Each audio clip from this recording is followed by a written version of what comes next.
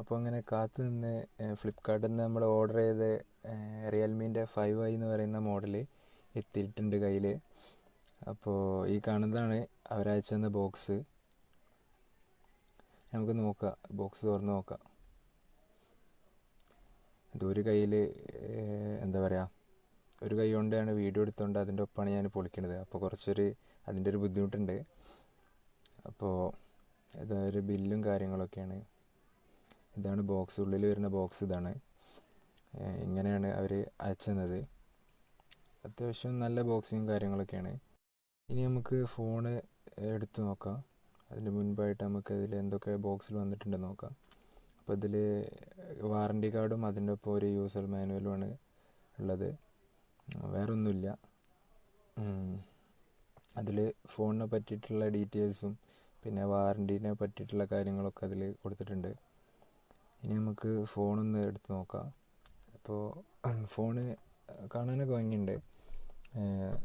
നമുക്കിനി ബോക്സിൽ എന്തൊക്കെ ഉണ്ട് നോക്കാം. ഒരു എന്താ പറയുക, വാൾ അഡാപ്റ്റർ ഉണ്ട്. പിന്നെ സി ടൈപ്പ് ഒന്നുമല്ല, ഒരു സാധാരണ എന്താ പറയുക ചാർജ് ചെയ്യാൻ പറ്റിയിട്ടുള്ളൊരു കേബിളാണ്. USB കേബിൾ കൊടുത്തിട്ടുണ്ട്.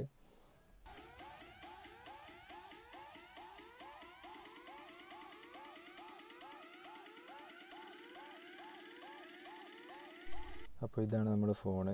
സ്ക്രീനിൽ എന്തോ ഗമ്മെന്തോ ആയിട്ടുണ്ട്.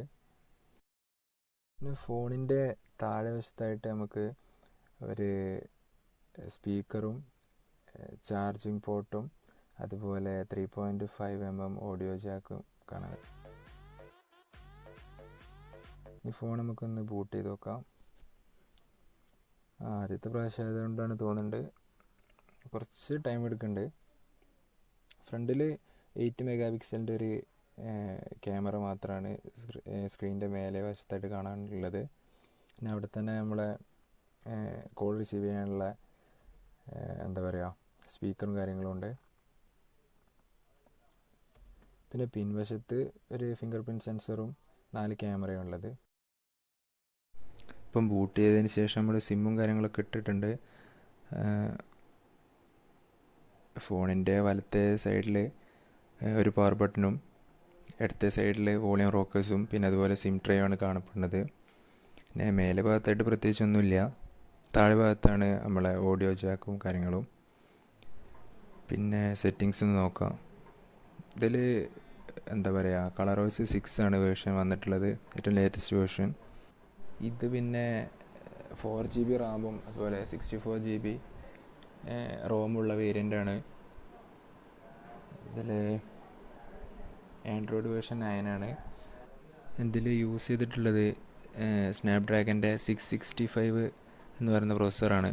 നല്ല സ്മൂത്താണ് ഫോണ്. പിന്നെ ക്യാമറേൻ്റെ കാര്യം പറയുമ്പോൾ 12 മെഗാപിക്സലിൻ്റെ മെയിൻ സെൻസറും പിന്നെ അതുപോലെ 8 മെഗാപിക്സലിൻ്റെ ഒരു അൾട്രാ വൈഡ് ലെൻസും പിന്നെ 2 മെഗാപിക്സലിൻ്റെ ഡെപ്ത് സെൻസറും അതുപോലെ മാക്രോ ലെൻസും ആണുള്ളത്.